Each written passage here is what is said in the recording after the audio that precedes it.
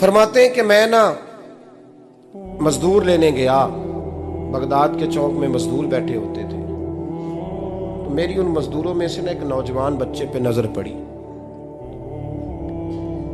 बड़ा कमजोर सा वजूद था, लेकिन चेहरे पर इबादत का निशान था। माथा बताता था कि नमाज का बड़ा ख्याल रखता है। मैं उसके करीब गया। चेहरे भी बड़ा कुछ बताते हैं ना, चेहरों में भी बड़ी रानाई होती है। फरमाते हैं मैं करीब गया, मैंने उसको कहा बेटे मजदूरी करोगे? तो कहने लगा मजदूरों में बैठा हूँ तो हुजूर मजदूरी के लिए ही तो बैठा हूँ। तो मैंने कहा कि चलो फिर। कहने लगा नहीं मेरी कुछ शर्तें। मैंने कहा बताओ। कहने लगा पहली शर्त यह है कि लोग 4 दिनार दिहाड़ी लेते हैं, मैं 3 दिनार लूँगा। मैंने कहा यार भाई तो बड़ी बेहतरीन है, बाकी भी इस तरह की रख ले। उसने कहा हुजूर दूसरी शर्त यह है कि मैं आपकी मुकम्मल बात मानूंगा, लेकिन जब अजान हो जाएगी फिर आपकी नहीं सुनूंगा। तीसरी बात उसने ये की कि हुजूर मैं आपके घर में काम करूंगा पर आपके किसी सवाल का जवाब नहीं दूंगा। कहते मैंने कहा यार तू बड़ा अजीब है, शर्तें तो मालिकों की होती हैं। कहने लगा जी बहरहाल मैं शर्तें लगा के जाता हूँ। फरमाते मैं उसे घर ले आया, काम मैंने उसको बताया, तो जो काम मजदूर सारे दिन में करता है ना उसने 2 घंटे में ही कर दिया। हमारे मजदूर सिगरेट पीने में भी तो आधा घंटा लगाते हैं, वो चाय पीने जाएं तो पौना घंटा वहां। उनको भी तो दयानतदारी करनी चाहिए कि नहीं करनी चाहिए? ने मुआहदा किया है ना जी, तो पूरा उतरना चाहिए ना। कहते 2 घंटे में। अब काम जब बंदा शुरू कराता है तो काम और निकल आता है। कहते काम मैंने उसको और बता दिया, वो करने लगा। उसने मिट्टी निकाल के रखी थी बाहर रास्ते में, तो अजान हो गई जोर की। उसने वहीं कुदाल छोड़ी कही और चलने लगा। तो मेरा बेटा कहने लगा इसको जरा बराबर कर दो। कहने लगे चुप कर जा, तेरे बाप से बात हुई थी, जब अजान होती है तो मैं किसी और की नहीं सुनता, सिर्फ अल्लाह रसूल की सुनता हूँ। कहते मस्जिद चला गया, नमाज पढ़ के आया तो दोपहर का वक्त था। मेरी बीबी कहने लगी इसको को खाना खा ले।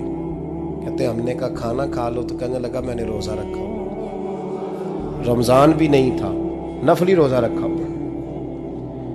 फरमाते हैं शाम हुई, मैंने 3 दिनार दिए, तो मैंने कहा तेरा नाम क्या है? कहने लगा मैंने आपसे कहा था मैं किसी सवाल का जवाब नहीं दूंगा। कहते वो चला गया। अगले दिन मैं फिर लेने गया उसे, काम कुछ और निकल आए, तो लोगों ने बताया वो सिर्फ हफ्ते वाले दिन आता है। मैंने कहा क्यों? कहने लगे जी वो कहता है मेरा हफ्ते का खर्चा 3 दिनार है, जब 3 दिनार कमा लेता हूं तो बाकी सारा टाइम अल्लाह रसूल की जिक्र में गुजार दिया करता हूं। फरमाते हैं अजीब। अगले हफ्ते मैं फिर लेने गया, मैंने पूरा हफ्ता इंतजार किया कि काम उसी से कराना है। मैं जब गया तो मैंने कहा चलो। कहने लगा मेरी शर्तें याद है ना? और मैंने कहा याद है भाई साथ चल। फरमाते हैं काम कराया, 2-3 हफ्ते वो आता रहा। एक हफ्ते में गया तो लोगों ने कहा हुजूर आज नहीं आया। क्यों? कहने लगे बीमार हो गए। कहाँ घर है? कहने लगे बगदाद के कब्रिस्तान के पीछे जो कच्ची आबादी है उसमें रहता है। फरमाते मैं गया, दरवाजे पे दस्तक दी तो कहने लगा हुजूर आप हैं? दरवाजा खोला है, आ जाइए। फरमाते हैं मैं अंदर गया तो मैंने कहा तुम्हें कैसे पता चला मैं आया हूँ? कहने लगा हुजूर अल्लाह वाले हो, आप नहीं आना था, वरना अमीर तो गरीबों का पता लेने कोई नहीं आते। कहते मैं करीब गया तो कहने लगा मैं आपका इंतजार कर रहा था, तेज बुखार है, तप रहा। जेब से कुछ पैसे निकाले, कहने लगा ये पैसे रख लें। एक अंगूठी निकाली, कहने लगा हुजूर आज रात को मेरा इंतकाल हो जाएगा, इन पैसों का कफन खरीद के सुबह जनाजा पढ़ के मुझे दफन कर देना, और जब दफन करो तो ये अंगूठी लेके असर के बाद हारून रशीद के पास जाना। आप उसे कहना मैंने मिलना है पर वो आपको टाइम नहीं देगा। आप उसको आवाज दीजिएगा कि तेरी एक अमानत है मेरे पास, फिर वो आपसे मिलेगा तो अंगूठी दे दें, फिर आप मेरी तरफ से फारिग हैं। हजरत फरमाने लगे तेरा नाम? और कहने लगा हुजूर वक़्त थोड़ा है, आज रात मैंने जाना है, बड़ी लंबी माफ़ी मांगनी है रब करीम से, अगर मुनासिब समझे तो मुझे अपने रब से तन्हाई कर दे दे। फरमाते हैं मैं आ गया पर उसकी बातों ने मुझे सारी रात सोने नहीं दिया।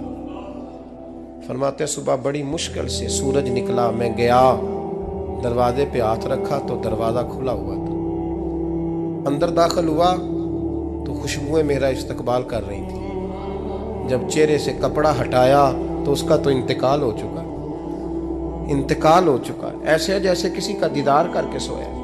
कहते मैं तो 2 आदमी ले गया था जनाजे पे, पर पता नहीं दुनिया किधर किधर से आई, कहां कहां से। अखां जदों मीटियां जमाना मैनू रोवेगा, अपना ते अपना बेगाना मैनू रोवेगा। फरमाते हैं मैं तो 2 बंदे ले गया था, पर पता नहीं मखलूक कहां कहां से आई। जनाजा पड़ा, दफन किया। हारून रशीद के पास में असर के बाद गया, मैंने बुलाना चाहा पर बादशाह था, मेरी तरफ देखा ही नहीं। मैंने उसको कहा तेरी एक अमानत मेरे पास है। फरमाते हैं वो मुझे कोने पे ले गया, क्या बात है, कमरे में बुलाया, मैंने अंगूठी दी। हारून रशीद तो चीखे मारने लगा, कहने लगा अंगूठी वाला कहाँ है? मैंने कहा वो तो इंतकाल कर गया। कहने लगा मुझे कब्र पे ले चल। कहते मैं कब्र पे लाया तो वो लेट गया, तड़प के रोने लगा। मैंने कहा मेरा कलेजा फट जाएगा, ना उसने कुछ बताया ना तूने बताया, ये कौन था? तो हारून रशीद कहने लगा ये मेरा बेटा था। मैंने कहा तेरा बेटा और मजदूर? कहने लगा हुजूर ये हजरत दाऊद ताई के पास बैठा करता था, उनका मुरीद था, मुझे रोज कहता था अब्बा तूने बड़ी दुनिया इकट्ठी कर ली है, मरते वक्त तुझसे टांगे समेटी नहीं जाएंगी, इतना हिसाब नहीं तू दे सकेगा। मैं इसको समझा देता, इसकी अम्मा समझा देती। ये रोज हमें कहता छोड़ दो, आ जाओ अल्लाह रसूल की बारगाह में झुक जाएं। हम समझ। एक दिन ये चला गया, कहने लगा फिर तुम्हारा रास्ता और है और मेरा रास्ता और है। ये सोने की अंगूठी गलती से इसके पास रह गई, गलती से हीरे की अंगूठी चली गई। कहने लगा देखो मेरे बेटे ने आज वो भी वापस कर दी है। फिर तड़प के कहने लगा हारून रशीद था तो ये मेरा बेटा, पर मेरा मुर्शद निकला, मेरा पीर निकला। भाई जिंदगी तो बड़ी थोड़ी है ना। बाबा साहब ने कहा था उठ फरीदा सुत्या, और दाढ़ी आ गया पूर, अग्गा नेड़े आ गया, पिछा रह गया दूर।